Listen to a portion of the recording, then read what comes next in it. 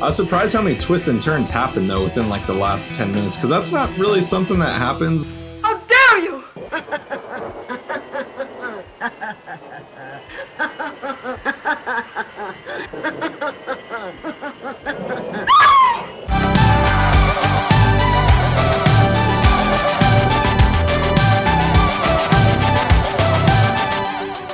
Drive-By Movies, my name's Blaze. And I'm James. And you're watching Never Have I Ever. This week we're talking The Old Dark House. You shouldn't have come here. You see, it may be dangerous. Oh, Philip, not something else horrible. You're afraid, aren't you? You don't believe in God, and yet you're afraid to die.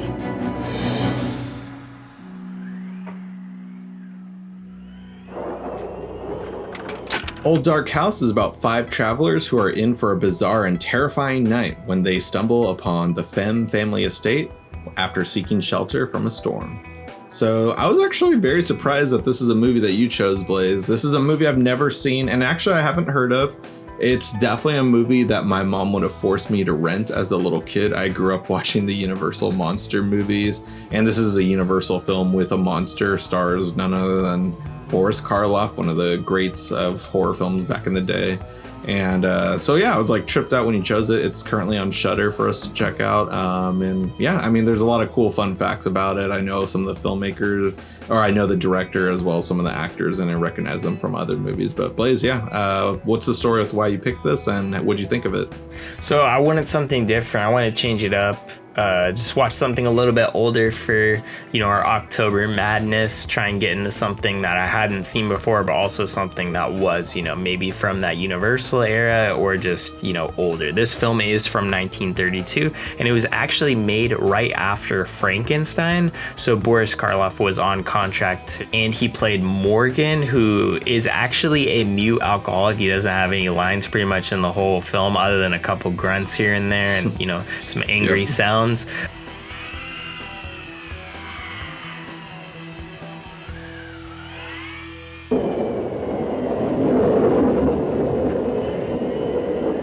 But it was funny to see, Boris Karloff, very on brand for the time, not really talking, coming straight off Frankenstein, which is actually interesting because we recently watched, on our own time, we watched Abbott and Costello meet Frankenstein. They brought everyone on board to make that film. They brought on Bela Lugosi to reprise his role as Dracula and Lon Chaney to reprise his role as the Wolfman, but they didn't actually get Boris Karloff to play Frankenstein in the film. Even though it's Abbott and Costello meet Frankenstein, they had to get someone else because Boris Karloff, wanted to kind of diversify himself from playing these roles where he's not having any lines and he's, not speaking pretty much at all, like the character of Frankenstein. So it was interesting to see in this film, he's, still not talking, but, later on we get to see from Universal The Mummy where he actually gets some lines here and there.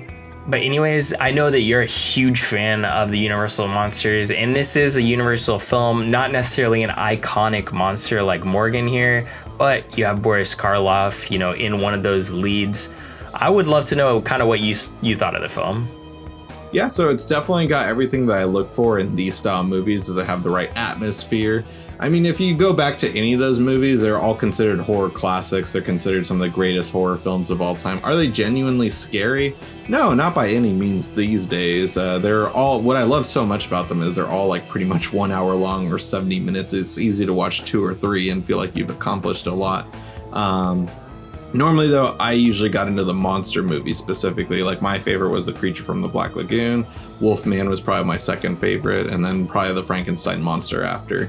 I always liked Dracula, but Dracula is probably my least favorite just because he was such a talkative kind of sense of horror where it's always, just like trying to hypnotize them. And so I always was less interested in him. And this movie is definitely more of a slow burn, and it's more like a ghost kind of house story movie. While there's not really necessarily any ghosts, there's some creepy elements and there's just a lot going on within this house.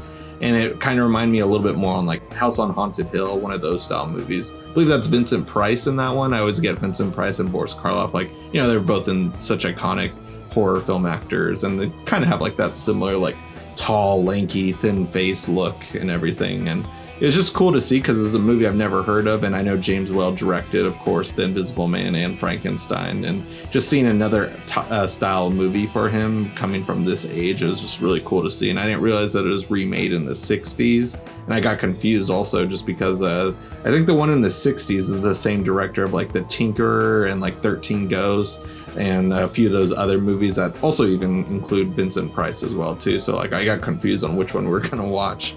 Mm-hmm. Yeah, and this film actually was only found somewhat recently. I know that they kind of like, when they came out with that 50s version, that they kind of were trying to like erase the fact that there was a version from 32, but this print was like found in, I don't know if it was Boris Karloff's estate, but somebody's estate found this film and like, oh, it's actually a pretty good, version of this film, a pretty good print. So it was cool to see. This film was pretty HD. It's available on Shudder. That's where we watched it. I know you can get it other places as well. I think it might be on Netflix. I could be wrong though. But anyways, something that I thought was really interesting was we watched last week The Changeling, and I don't know if you recognize, but Melvin Douglas, who plays one of those travelers, was also in The Changeling. But more importantly, I think we have to talk about Gloria Stewart, who was in Titanic. She's Old Rose, and she's in this film. So I thought that was really funny because we recently watched Titanic here on Never Have I Ever. So we got to see Gloria Stewart also in this film, and I thought she did a great job. She has a lot of awesome moments playing the Scream Queen. So it was cool to see people that we've seen, really recently on the show in different roles, and especially all the way back in 1932. Yeah, absolutely. Like, it's so weird how things come together full circle on this show sometimes. I mean, of course, there's actors are going to be in different movies, but we didn't plan this, and it's just like a fun coincidence and everything. And I didn't realize that this was like a movie that was like kind of hard to come by. So like that makes me think that like, if there were any VHS copies, it was probably not the best print, and that's cool that they were able to find a decent print of this movie to convert it into HD. And yeah, it looked really well done on for Shudder as well too. Like we've seen some movies on Shudder, and also as well as Amazon Prime. Amazon Prime's also another good app for horror films, but where the rip is like straight up from a VHS like copy of the movie, and I'm just like, oh gosh, this is horrible. But yeah, this looked really great to see, and just like some of the sets and stuff, like of course like some of the sets you can tell like the walls look a little cheap, but the like environment that they build for these, like it's just so wonderful to see, and just creating this eerie vibe, and just like wondering how they did so much with so little back then in the 30s. Like, not that these movies were cheap or anything, like back then of course, like dollars were different compared to now, like if you convert like the exchange rate, but just like still fantastic to see, and just like love to see the movie magic of a 30s film coming together and seeing how they made it, so many years later in 2020, nearly 100 years later. Yeah, definitely. And I think that that's one of the things that was the most enjoyable for me rewatching this. Yeah, it's not scary, but it just has an atmosphere that feels very special, especially watching it during this month. You watch something that's not like, usual horror movies that come out right now, and it just feels so atmospheric. It feels creepy, even though sometimes it's not. And then there's also just this weird kind of dialogue and script that's, oftentimes pretty charming and funny. So that is what I really enjoyed about this movie, is it's not your typical movie. And then I think, like you said, it's a little bit on the shorter side. This is about 72 minutes, so it felt like I got a lot for my money's worth here. Like, maybe the story is not so great, but it's really the atmosphere that you're paying for. Yeah, usually with these movies, you're kind of just thrown in right from the beginning. Like, there's no development, there's no like previous action of like a sadness for your main character, why they're going somewhere. Just like this, with this movie, you're literally just starting the movie with people stuck in a storm, and they're just like, you don't even know where they're going, what they're doing, why their reason is out there. They're just stuck in the storm, like, we need shelter. That's what they do. And bam, the movie just begins from there. It's just so funny to think that's all that was needed. And I do like development. Like, that's one of my favorite things of filmmaking, is cinematography, and then of course like developing your story with a screenplay. But it's just crazy to think just like how that wasn't necessarily needed back then, or wasn't, maybe studios said like, no, that's not necessary, I don't want to make a movie this long. And of course film is not cheap too, they were shooting on film, so I wonder if like it was ever a studio note like, keep this under this amount of time in order to keep things like tight and stuff. Yeah, I think most of the studio notes in this film are probably like more gin. It's only gin, you know. Only gin. I like gin.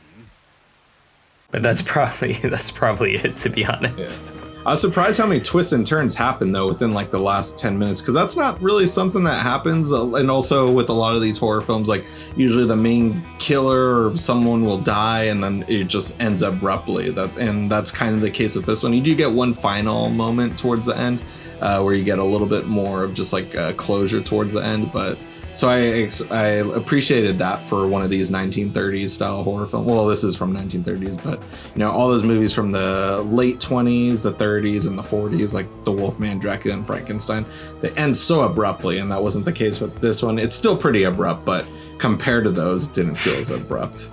And there wasn't like that, you know, closing scene that just tells you everything that happened, because it's a silent movie. You know, it just like, here's everything that happened. And then the end title card, you know. But yeah, I mean, they still have the end title card here. And I have to say, yeah, I just really enjoyed this movie, especially in the month of October. It's a treat. Not a trick, a treat. Yeah, so definitely recommend checking it out. It's something new for both of us. Blaze, I'm glad that you picked this out. If you haven't seen this movie, I feel like not a lot of people have, but if you haven't, be sure to check it out through our Amazon affiliate link in the description box below. You can also check it out on Shudder as well, too. Really helps us out if you do that. And if you haven't, guys, leave a comment. Let us know what you thought of The Old Dark House. Also, if you're not already subscribed, hit that subscribe button and click that notification bell to get all of our latest updates.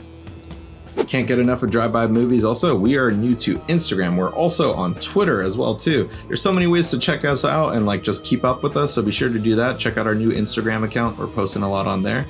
And that'll conclude this week's episode. Tune in next week for a brand new video.